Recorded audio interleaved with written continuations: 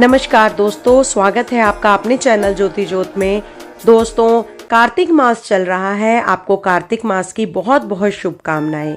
मैं आशा करती हूँ कि आप कार्तिक मास के सारी विधि विधानों को पालन कर रहे होंगे और नियमों से माता तुलसा की, कृष्णा जी की पूजा आराधना कर रहे होंगे।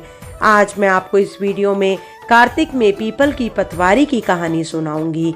वैसे तो कार्तिक मास की बहुत सारी कहानियां प्रचलित हैं, परंतु यह कहानी पौराणिक कथाओं में से एक है। किसी गांव में एक गुजरी रहती थी। उसने एक दिन अपनी बहू से कहा कि जा तू ये दूध दही बेचा। वह दूध दही बेचने गई तो रास्ते में उसने देखा कि कार्तिक माह में औरतें पीपल सींचने आई हैं। वह उन्हें देख बैठ गई और उसने औरतों से पूछा कि तुम ये क्या कर रही हो। औरतों ने जवाब दिया कि हम पीपल महादेव की पतवारी सींच रहे हैं। उसने फिर पूछा कि ऐसा करने से क्या लाभ होता है। उन्होंने जवाब दिया कि ऐसा करने से अन्न धन की प्राप्ति होती है। अगर किसी का पति वर्षों से बिछड़ा हुआ है तब भी वह मिल जाता है। सारी बातें सुनकर वह गुजरी बोली कि तुम तो पानी से सींच रही हो, मैं तो दूध दही से सींचूंगी। गुजरी हर रोज आती और सारे दूध दही से पीपल की पतवारी को सींच जाती। उसकी सास उससे हर रोज पैसों के बारे में पूछती तो वह कह देती कि कार्तिक का महीना खत्म होने दो, तब मैं सारे पैसे तुम्हें लाकर दे दूंगी। कार्तिक का महीना पूरा होने पर पूर्णिमा आ गई तो वह गुजरी पीपल की पतवारी के पास धरना देकर बैठ गई। पीपल ने उससे पूछा कि तू यहाँ क्यों पड़ी है। उसने कहा कि मेरी सास दूध दही के पैसे मांगेगी। पीपल ने कहा कि मेरे पास पैसे नहीं है, ये भाटे, डंडे, पत्ते और पान पड़े हैं, यह सब ले जा और गुल्लक में रख देना। घर जाने पर सास ने पूछा कि पैसा लाई है। तब उसने कहा कि मैंने गुल्लक में रख दिए हैं। सास ने गुल्लक खोल कर देखा तो उसकी आंखें फटी रह गई। गुल्लक में से हीरे मोती जगमगा रहे थे। पत्ते धन में बदल गए और जिन्हें देखकर सास बोली कि इतना धन कहाँ से लाई बहू।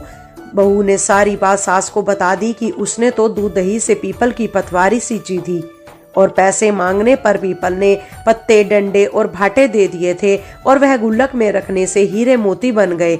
बहू की बात सुनकर सास बोली कि मैं भी पीपल की पतवारी सींचने जाऊंगी। सास दूध दही तो बेच आती और दूध दही की हांडी धोकर पीपल की पतवारी में रख आती थी। घर आकर वह बहू से कहती कि तुम मुझसे पैसे मांग। बहू कहती कि कभी बहू भी सास से पैसे मांगती है क्या। सास के बार बार कहने पर आखिरकार बहू ने सास को पैसे लाने के लिए कहा तो पीपल के पास धरना देकर बैठ गई। पीपल ने भाटे, पत्ते, डंडे और पान उसे भी दे दिए और उसने गुल्लक में जाकर रख दिए। बहू ने गुल्लक फोड़ा तो देखा कि उसमें कीड़े मकोड़े चल रहे थे। गुजरी ने अपनी सास से पूछा कि यह सब क्या है। सास कीड़े देखकर बोली कि पीपल पतवारी ने तुझे धन दिया लेकिन मुझे कीड़े दिए, क्यों। इस पर सभी औरतें बोली कि तुम्हारी बहू ने सभी सच्चे मन से सभी कार्य किए थे, लेकिन तूने धन के लालच में यह सब किया। इसीलिए हाथ जोड़कर कहना चाहिए कि हे पतवारी माता, जैसा आपने बहू को दिया वैसा ही अपने भक्त को देना। बोलो पतवारी माता की जय। मैं आशा करती हूँ इस कहानी का आपने आनंद लिया होगा। चलिए दोस्तों, मैं कार्तिक मास की एक महत्तम कहानी मैं आपको एक और सुनाती हूँ। ये है कार्तिक माह की इल्ली घुंडियों की कहानी। बहुत पहले की बात है। एक थी इल्ली और एक था घुंड। एक दिन इल्ली बोली कि आओ घुंड, कार्तिक का स्नान करें। घुंड बोला कि तू तो गोरी पड़ी है, तू ही नहा ले, मेरा तो मोड़ बाजरा पड़ा है, मैं तो नहीं नहाऊंगा। मैं तो हरे बाजरे का सिट्टा खाऊंगा और ठंडा पानी पीऊंगा। दोनों के बीच हुई इस वार्तालाप के बीच इल्ली तो राजा की लकड़ी के पल्ले के साथ लगकर चली गई और घुंड नहीं नहाया। कार्तिक माह खत्म होते ही दोनों मर गए। कार्तिक का स्नान करने से इल्ली राजा के घर जन्म लेती है और घुंड राजा के यहाँ गधा बनता है। राजा की बेटी बड़ी हुई तो उसके विवाह का दिन आया और वह ससुराल के लिए विदा होने लगी। विदा होने के समय अचानक ही बेटी की बैलगाड़ी रुक गई तो राजा रानी बोले दोनों कि यह बैलगाड़ी क्यों रुक गई। बेटी तुझे जो मांगना है मांग ले। लड़की बोली कि मुझे यह गधा चाहिए। यह सुन राजा रानी बोले कि यह क्या मांगा है, कुछ और मांग ले। यह भी कोई मांगने की चीज है?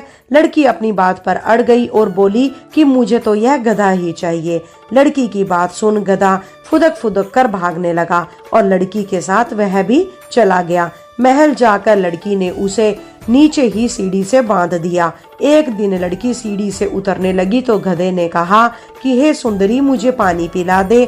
तब लड़की बोली कि जब तुझे कहा था कि कार्तिक नहा ले तब तूने मना कर दिया था। तूने कहा कि मैं तो बाजरा खाऊंगा और ठंडा पानी पीऊंगा। लड़की और गधे की वार्तालाप उसकी देवरानी जेठानी सुन रही थी। वह दोनों अपने देवर के पास गई और बोली कि ये तुम किस जादूगरनी को ब्याह कर ले आए हो? यह तो जानवरों से बात करती है। अपनी भाभी की बात सुनकर लड़का बोला कि मैं जब अपने कानों से सुनूंगा और आंखों से देखूंगा तब ही मानूंगा। अगले दिन वह सीढ़ी पर छिपकर बैठ गया। उसकी पत्नी आई और गधे ने उससे फिर वही बात कही, जिस पर रानी ने भी यही जवाब दिया। यह सब देखकर वह राजकुमार तलवार निकालकर सामने आया और बोला कि तुम जानवरों से कैसे बात कर सकती हो? बताओ कि तुम कौन हो? उसकी पत्नी ने उससे कहा कि औरत का भेद नहीं खोलना चाहिए, लेकिन वह अड़ा रहा कि नहीं, मैं तो यह सब जानकर ही रहूंगा। राजकुमार की जिद के आगे उसकी पत्नी हार गई और उसने पिछले जन्म की सारी बातें उसको बता दी। वह इल्ली थी और यह गधा घुन था। इससे मैंने कार्तिक नहाने की बात कही, लेकिन इसने मना कर दिया, जिसके परिणाम स्वरूप यह इस जन्म में गधा बन गया और मैं राजा के पल्ले से लगकर नहाई तो मैं राजकुमारी के रूप में पैदा हुई। इसीलिए मैं तो इससे पिछले जन्म की बात कर रही थी। सारी बात सुनकर राजकुमार बोला कि क्या कार्तिक स्नान का इतने पुण्य मिलता है? रानी ने कहा कि हाँ, बहुत पुण्य फल मिलता है। अपनी पत्नी की सारी बातें सुन राजकुमार ने कहा कि यदि कार्तिक स्नान का इतना महत्व है तब हम दोनों जोड़े से कार्तिक स्नान करेंगे और दान पुण्य भी करेंगे, ताकि आने वाले समय में हम सुख पूर्वक रह सकें। दोनों ने जब जोड़े से स्नान किया तब उनके पास काफी धन हुआ। इस कहानी के बाद सभी को कहना चाहिए कि हे कार्तिक महाराज, जैसा आपने इल्ली को फल दिया वैसा ही सभी को देना, लेकिन गुण जैसा फल किसी को नहीं देना। बोलिए कार्तिक महात्म की जय हो, श्री कृष्ण की जय हो।